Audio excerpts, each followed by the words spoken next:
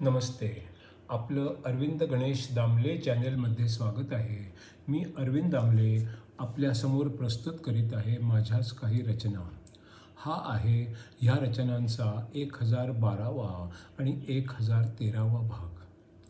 माझी जी पहिली रचना आहे ती अशी आहे. मला माझी मोटार विकून टाकायची आहे. ती नवीनच आहे तशी. ती चालवताना काहीही धक्का बसत नाही, पोटातलं पाणी देखील हलत नाही. पण मग चालवताना काय होतं की मला झोप आवरतच नाही. नवीन मोटार घेताना जर ती भरपूर खडखडाट करणारी आणि धक्के देणारी नसेल तर मी ती पसंतच करणार नाही. दुसरी जी रचना आहे ती आहे जर्मनमधून अनुवाद केलेली एक गोष्ट. एक विसरभोळा आर्मीचा जनरल. एक हेलिकॉप्टर किनाऱ्यावरच्या एका गावाकडे आलं. ते थोडं जवळ आल्यावर जरा उंच गेलं आणि परत किनाऱ्याकडे आलं आणि मग ठरलेल्या ठिकाणी अलगद उतरलं. जनरल थॉम्सन त्याच्यातून उतरले. त्यांची आवड होती विमान चालवण्याची. विमान चालवण्यामध्ये ते निष्णात देखील होते. काही लोकांना जशी मोटार चालवायला मजा येते तशी त्यांना पायलट बनण्यात मजा यायची. मोठ्या पदावर असल्यामुळे ते म्हणाले तर त्यांना कोणी काही नाही पण म्हणू शकायचे नाहीत. त्यांच्याकडे विमान चालवायचं शिक्षण पण होतं आणि विमान चालवायचा परवाना पण होता. समुद्र किनाऱ्यावरचं एक गाव होतं. तिथं ते जे कमांडर होते ते या जनरलचे मित्र होते. त्यांच्या आमंत्रणावरूनच जनरल साहेब तिथे यायचे होते. ते एक किनाऱ्यावरचं शहर होतं. जनरल साहेबांना नवीन विमानांच्या बद्दल जाणून घ्यायची आणि शिकायची खूप हौस होती. जनरल साहेब त्यांचं हेलिकॉप्टर चालवतच तिथे आले. जरा खाली आले आणि जमिनीवर कसं आणि कुठे उतरायचं ते बघून ठेवलं. मग ते परत एक गिरकी घेऊन जरा उंचीवर गेले. खाली उतरायची तयारी केली आणि अलगद धावपट्टीवर उतरले. लगेचच त्यांच्यासाठी एक गाडी तिथे पोचली. त्यातून ते समुद्राच्या बंदरावर जाणार होते. तिथे पोचल्यावर ते उतरले आणि दोघे जुने मित्र बऱ्याच दिवसांनी भेटले. त्यांनी जुन्या आठवणींना उजाळा पण दिला आणि नवीन काय काय चाललंय याची चौकशी पण केली. शेवटी जनरल साहेबांचा आवडता विषय विमानं याच्यावर चर्चा सुरू झाली. जनरलना त्याने एक नवीन विमानाबद्दल सांगितलं.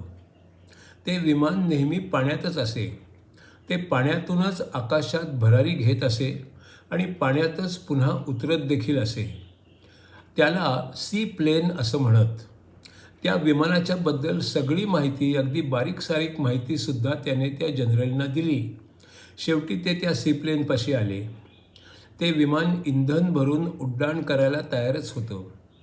जनरलने कमांडरना विनंती केली की त्यांना ते विमान चालवू द्यावं. कमांडरना जनरलची आवड ठाऊकच होती. जनरलना परवाना होताच आणि एवढ्या मोठ्या जनरलना नाही म्हणणं काही कमांडरना शक्य झालं नाही. जनरल स्वतः ते सीप्लेन चालवायला पायलटच्या जागेवर बसले. त्यांनी ते सुरू केलं. हळूहळू ते पाण्यावरून धावू लागलं. लवकरच त्यांनी ते सीप्लेन सराईतपणे उंच नेलं. थोडं समुद्रावरून आणि थोडं जमिनीवरून अशा त्यांनी गोल गोल काही चक्रा मारल्या. अशा अनेक चक्रा झाल्यावरती त्यांना परत खाली यावं असं ठरलं.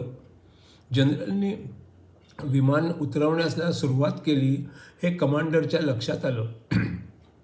अचानक त्यांच्या लक्षात आलं की जनरल ते विमान जमिनीवर उतरवायच्या विचारात आहेत.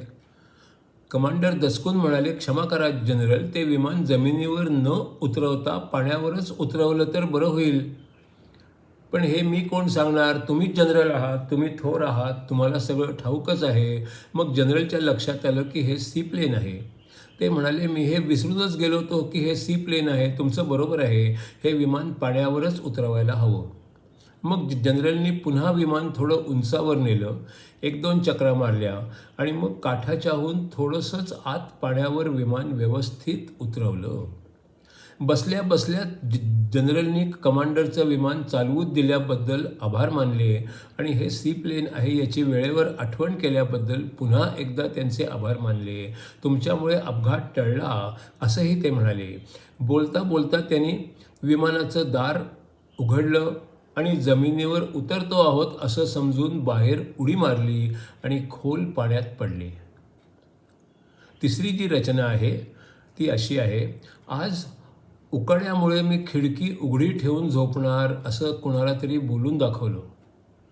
ते एका डासाने ऐकलं आणि त्याच्या 20 मित्रांबरोबर ते शेअर केलं आणि त्या 20 पैकी प्रत्येकाने त्यांच्या 10-10 वेगवेगळ्या ग्रुपवर शेअर केलं.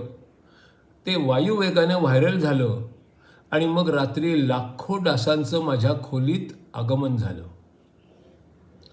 आता चौथी जी रचना आहे ती आहे नारदाच्या भक्तिसूत्रांच्यापैकी शेवटची 3 सूत्र, 82वं, 83वं आणि 84वं सूत्र. या सूत्रांच्यामध्ये नारद थोडक्यात भक्ताची लक्षणं सांगतात. त्यांच्यात परमेश्वराचे गुणवर्णन करायची सवय असते हे म्हणतात. त्याच्या विशाल आणि भव्य रूपाबद्दल प्रेम असतं आणि तेच सारखं त्यांच्या मनात असतं. मग त्यात मनातलं परमेश्वराचं रूप किंवा गुरूचं रूप काहीही असू शकतं. पूजा करायची पण कोणाची इच्छा असते. त्यात ती कधी मूर्तीवर असते, कधी पादुकांवर असते, कधी ती फक्त मानसपूजाच असते, कधी त्याचा एक दास म्हणून त्याची जमेल तशी सेवा करायची इच्छा असते, त्याला मित्र म्हणून वागवायची इच्छा असते. एवढी सलगी असते. स्वतःच्या प्रियकरावर गोपींसारखं प्रेम असतं किंवा मुलांवर प्रेम असतं तसं त्याच्यात वात्सल्याचा भाग पण असतो. त्यांच्यासाठी काहीही करायची तयारी पण असते असं पण असतं. त्याच्यासाठी सगळ्याचा त्याग करायची पण तयारी असते. तन मन आणि धन सर्व काही त्याच्यासाठी पणाला लावायची पण तयारी असते. ही असते आत्मनिवेदन भक्ती, पूर्ण समर्पण. भक्ती हे ध्येय एकच असतं, पण ज्याला जी पद्धत रुचेल त्या पद्धतीने त्याला ती करायची मुभा असते. भक्तीत तन्मय होणं हे मुख्य असतं.